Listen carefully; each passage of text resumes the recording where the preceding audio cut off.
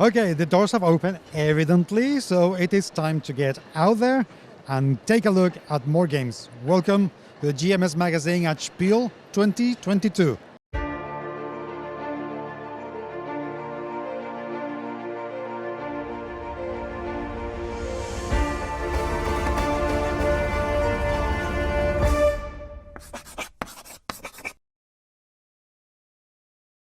Okay, now we're going to go slightly closer and we're going to go to India, which again is a country that we don't really hear an awful lot about regarding board games, card games, role-playing games, and yet I can assure you there are some. And I am here with Shelly. Yes, hi. Hi. Hi, good afternoon. What are you doing here? Because you have this beautiful game around. Who are you? What are you doing here? Thank you. Hi, I'm Shelly and I represent Blue Encore Studio. We are based out of Mumbai and I'm super excited to be here at Essen. It means so much for us. So I'm going to just brief you a little bit about our indie game studio. Okay. So our journey started from a beautiful bungalow in Mumbai where we were doing experiential workshops around art and culture for children and family. This was 2 years back. When we were doing that, we were approached by companies in the space of toys, games, and hobby and entertainment to convert those experiences into beautiful products for them. So that's how we started a product design vertical. And as we speak, we currently have some lovely projects that we are working for and developing for other companies in similar spaces. At the same time, in the year 2019, my son, who was 14 years old then, he was heavily into board games, and we were always a board game family. So like all hobbies start from your home, he started writing a game. And that is how War of Civilisations was born. So my son, who was 14 years old then, he wrote the entire game design. And as parents, we chipped in and we helped him. And we got so passionate about the whole thing that here we are presenting the game to you. So it's a very humble beginning for us, and it means a lot. This is our first game, and we've put in a lot of effort, and we are currently live on Kickstarter. So, and we do hope that we'll be able to create a household name with War of Civilisations, and we're also now working on more projects in the pipeline. So we have another game that is which is in the prototyping stage, and I'm hopefully early next year we'll be able to release that also. Okay. A little bit about this game right now. So why is War of Civilisations so special? War of Civilisations is a strategy board game.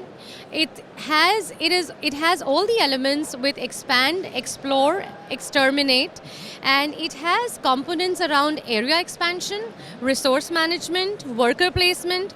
The one thing that I'm really proud of for War of Civilisations is that it is a no dice game. Okay. It is a low luck, high on strategy combat game where players choose to play between any of these 6 animal clan leaders with mystic abilities.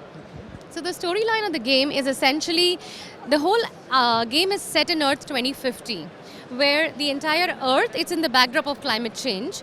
So the entire Earth has shrunk. You see continents have shrunk into the size of islands. So the hexagons that you see over here, there are all islands. You need, as one of the clan leaders, your objective is to conquer the islands, make your home continent, and then conquer the island of Myth, which has unlimited resources.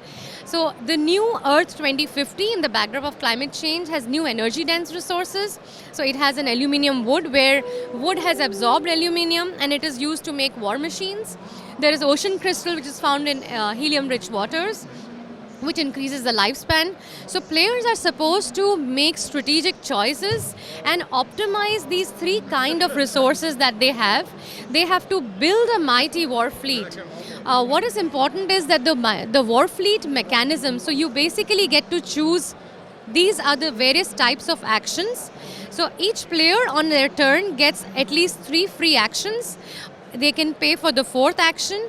And so you need to be, at any point in time, you need to be able to optimize your choices of what you want to build. Do you want to hire a clan member? Do you want to buy a ship? Do you want to collect resources? We're currently marketing the game as with the expansion pack on Kickstarter. So where we have packed it with some 12 special ability cards which really strengthen your gameplay and your defense during a battle. Then we've also introduced a hidden base that you see there, which is a moving base. And the hidden base typically, allows you, it's like a safe haven for you. So if there's a disaster or an enemy attack in your home continent, you can quickly move your clan members and ships to safe there. Then we have teleporters. So teleporters is something that allows you to move from one continent to the furthest continent in one step. And that's like a one-way path. So that's another addition that we've done. What is the other thing that we've also done here, like you can see, so these are the 6 animal clan leaders that you play with. We've given upgraded powers in the form of character 2.0 and character 3.0 versions. So these characters, you can actually buy them and you can upgrade your defense or aggression abilities, right? And we've also introduced pirate cards here, where at the moment you move into the central continent, there are pirate attacks. The pirates basically ransom your ocean crystals, or they attack, they have a fleet attack, they destroy your destroyers, which is the largest amount of ship. And this is essentially the summary in terms of the actions. And these are the buying denominations of what players need to buy and what players. One thing which is important in the form of the battle mechanics is every time you move with a battle fleet, while we have a whole host of rules defined for the rules of warfare, the battle fleet with the largest damage power is the fleet that typically wins. However, if you don't have, battles are really expensive. So you got to pay for ammunition when you're going into the battle. So if you don't have the right amount of ammunition, your ships are rendered defenseless. So which is why, coming back to the strategy part and coming back to the volatile part, so we basically say War of Civilisations is a strategy game for the VUCA world, which is volatile, uncertain, ambiguous, all of that. So you have natural disasters coming in as part of this is a flashcard that basically whatever you need to know around the game, the players can quickly see this, and the turn actions, what is the chronology of events, when does the central continent open, once a player comes onto the island of myth, there's a countdown that happens. So the game ends in 3 rounds in the beginner's version.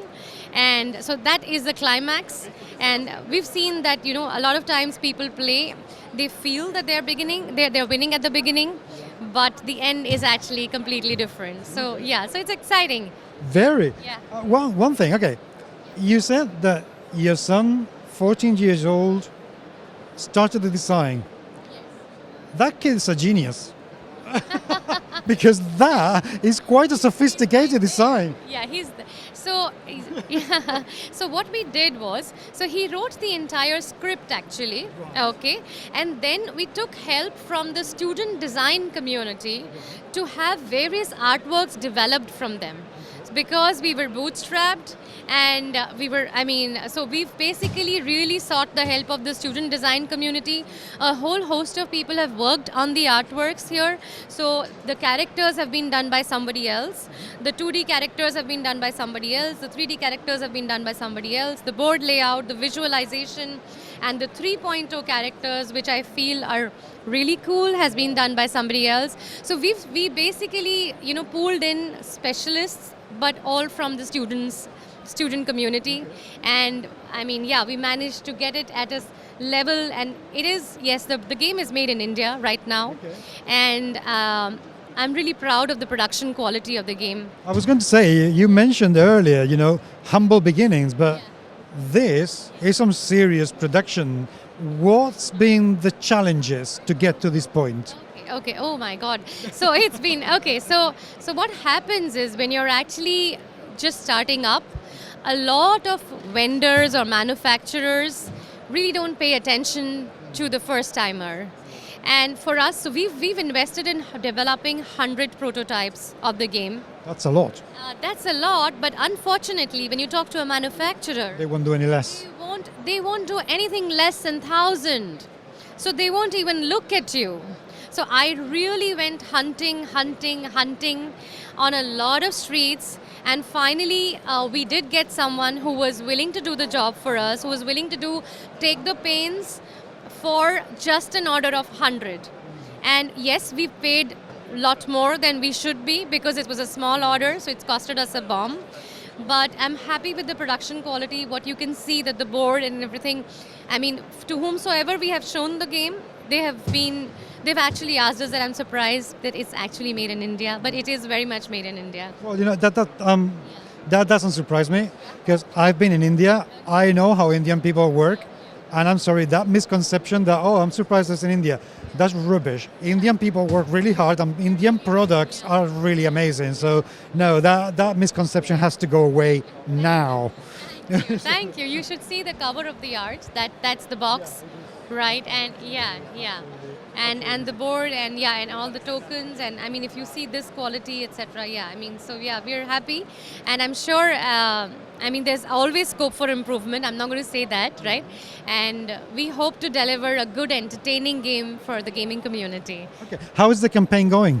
So the campaign, I would say, is going average. So we have around 60 backers so far, and I think we are close to around 30% of our funding. How long has it been going? It started on the 4th of October, and we're really working hard to move the needle while we are at Essen. So the team is really, trying to do so. Any support is really, really grateful, and fingers crossed. We want to pull it through, and yeah. That would be amazing. Okay, once the game funds, let's go all optimistic and let's show that it is going to fund. How can people get it? I mean, will you have some distribution so people can get it once it's delivered all over the world? Yeah, so what we are doing is, like, right now we are a very small team, and the way we are prioritizing is, so there are two things that we've done. We've participated, so Kickstarter launch was part of the official launch, right, where people can pre-order. Then Essen is another part of, coming over to Essen was another opening the doors for us. Back in India, we're also participating in other large festivals. There, at the same time, while I'm at Essen, we are actually actively soliciting, licensing, localizing partners, retailers, distributors. So it's a first-time journey. We're walking the path, and I'm trying to move the needle on that one too. How long will it take? I don't know. But for the world at large, once the campaign is over, they can clearly order from our own website, and we are good to ship the game from India to anywhere across. So in the meantime, we are working on a distribution and a retailer network that allows us to expand more seamlessly. Okay. Fingers crossed that comes to pass very, very soon. Shelly, this looks amazing. I wish you the best of luck for the campaign and the future of the company, because I bet that you have lots of ideas for things to come in the future. And I hope that we get back again in Essen so we can see every year how you grow and grow and grow. Thank you very much indeed. Thank you so much. It's an honor and privilege to be here right now. Thank you. Yeah, thank you. Okay.